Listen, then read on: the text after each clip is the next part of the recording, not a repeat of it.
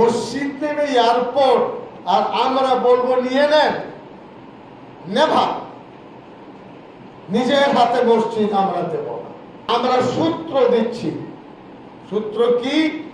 উন্নয়নের পক্ষে, রানওয়ের পক্ষে, অ্যাডমিনিস্ট্রেশনের পক্ষে, কিন্তু টেবিল টকে আপনারা আলোচনা করুন। গুন্ডাগার্দির মাধ্যমে প্রেসার ক্রিয়েট করে বাংলায় সিচুয়েশন ব্রেক করে মসজিদ নেবেন না। দুটো পয়েন্ট, একটা হলো আলোচনা, আর একটা হলো সারা পৃথিবীর ইসলামী শিক্ষার সূচিকাগার দারুল উলুম দেওবন্দ 150 বছর, তাদের কাছে চিঠি লিখুন, 1 2 3 4 প্রবলেম বলুন, আমি যাব, বলবো। মসজিদ নেবে এয়ারপোর্ট, আর আমরা বলবো নিয়ে নেন, নেভার। নিজের হাতে মসজিদ আমরা দেব না।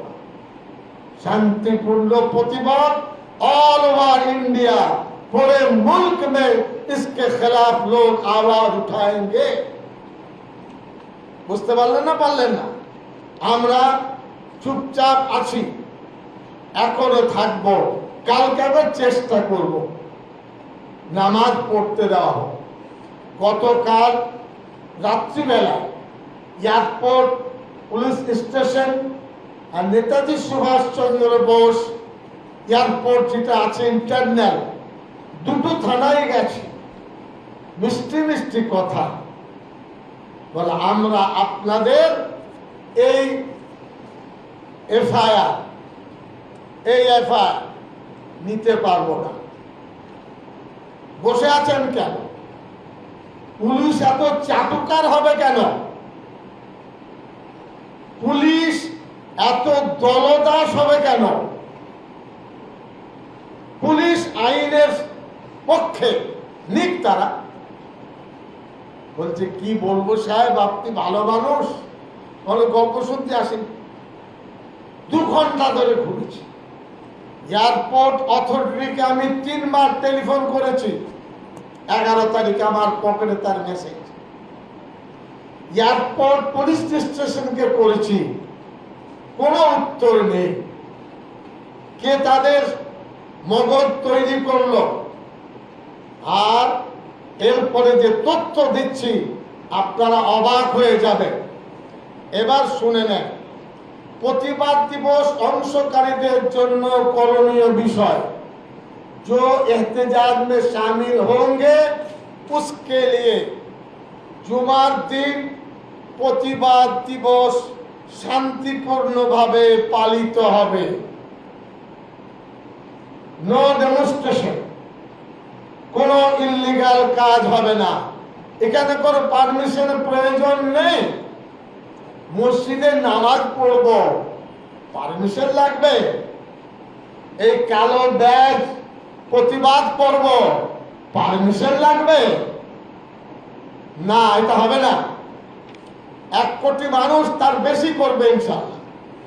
জুমার সময় থেকে বিকেল 5টা পর্যন্ত এই প্রতিবাদের জন্য কালো ব্যাগ মা, বোন, দিদি, ভাই আর পুরুষরা ব্যবহার করবেন নামাজে আসার জন্য বিকেল 5টা পর্যন্ত। জুমা 12টায় 5টা পর্যন্ত। খুব পিসফুল। আমরা একটা ডকুমেন্ট দিতে চাইছি। তারপর রাস্তায় মিছিল, মাইকিং, সভা জমায়েত হবে না। কোন ইল্লিগাল কাজ, পারমিশনের ধারণা থাকবে। রাস্তায় মিছিল, মাইকিং, সভা জমায়েত হবে না। উস্কানিমূলক কোনো বক্তব্য পরিহার করতে হবে। বোঝা গেল? প্রতিবাদ দিবস পালন করার জন্য কাউকে বাধ্য করা যাবে না। It is guideline. मैं हिंदुस्तान के लिए बंगाल के उर्दू भाई बाशिंदों के लिए कल जो एहतजाज पुरअमन और चेतावनी देना चाहते हैं, पहली शर्त है पुरअमन तरीके पर ये काला बैज हाथ में, सीने में, घर में माँ बहन पहन कर बताएं कि दमदम एयरपोर्ट मस्जिद जालिमाना तरीके पर बंद किया गया है। हम आप खोल दें, बातचीत करें, रास्ता खुल जाए। दूसरा, जुमा से लेकर 5 बजे तक ये काला जो एहतजाज है चलाए। कलकत्ता, आसनसोल, इस्लामपुर, उत्तर दिनाजपुर, हिंदुस्तान भर में आवाज उठ रही है। ये आवाज उठनी चाहिए और किसी किस्म की शिद्दत आमेज गुफ्तगू नहीं होगी। माइकिंग या जुलूस या कोई जलसा नहीं होगा। আমরা দুঃখের সাথে বলতে বাধ্য, গতকাল ভাঙড়ে 2 দালাল একসাথে বিজেপি মিটিং করে একজন এমএলএ কে বলছে এসব ধান্দাবাজ দালাল 100 ভাঙড়ের বিধায়কের ক্ষমতা আছে? পারবেন তিনি?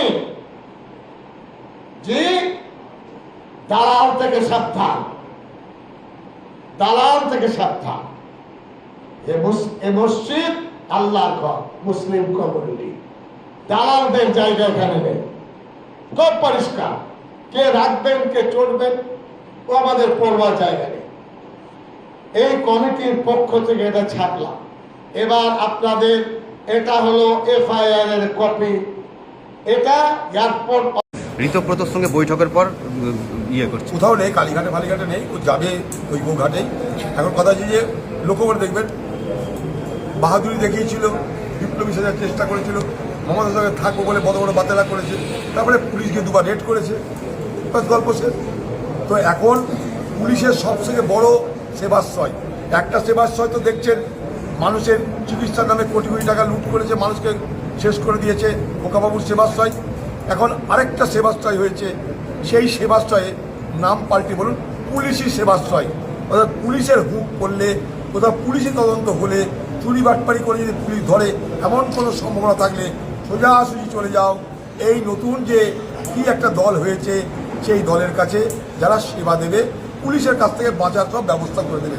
তা পুলিশের কাছ থেকে রক্ষা কবচ পাওয়ার জন্য এই যে দলটা হয়েছে, বিদ্রোহী নাকি বলছে তাদেরকে বিদ্রোহী তৃণমূল, আমি বলি এরা সব বাঘই নয়, এরা সব দাগি তৃণমূল। সে যারা যারা দাগি সব এক জায়গায় চলে যাও। দাগি তৃণমূলের জন্য ঠেক তৈরি হয়ে গেছে। পুলিশের ঝামেলা হলে চলে যাও, চুরি করলে বাটপাড়ি করলে ভয় পেও না, চলে এসো, আমরা দেখব। বাকি তাদের যারা গুরুজন আছে, তাদের যারা মাস্টার আছে, তাদের যারা প্রভু আছে, তারা তাদেরকে ভরসা দিয়েছে যে তোমরা এই পুলিশি সেবাশ্রয়ে চলে এসো, তাহলে তোমাদের বাঁচার একমাত্র পথ। তাই লক্ষ্য করে দেখবেন, যাদের বাড়ি রেড হচ্ছিল, রেড বন্ধ হয়ে যাবে, পুলিশ ডাকছিল, ডাকা বন্ধ হয়ে যাবে। কারণ পুলিশি সেবাশ্রয়ে একটাই ব্যবস্থা আছে, সম্পূর্ণ চোরদেরকে নিরাপত্তা দেওয়া।